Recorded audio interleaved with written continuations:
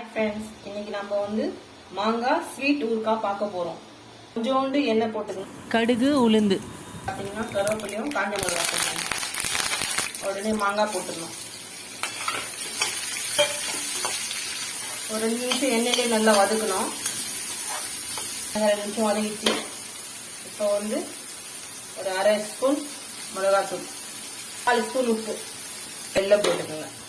வெல்லம் நீங்க தூளாக்கியும் போட்டுக்கலாம், இல்ல கரைச்சியும் போட்டுக்கலாம். நான் அப்படியே போடுறேன்.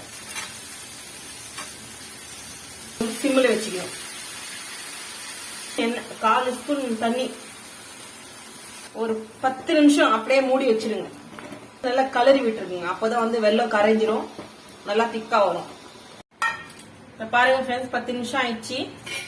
இந்த மாதிரி வெல்லம் எல்லாம் கரைஞ்சி நல்லா தண்ணி பதமா வந்துடும். ஓகே ஃப்ரெண்ட்ஸ், நான் செஞ்ச ஊறுகாய் நல்லா இருந்தா ஒரு கமெண்ட் பண்ணுங்க, ஒரு ஷேர் பண்ணுங்க.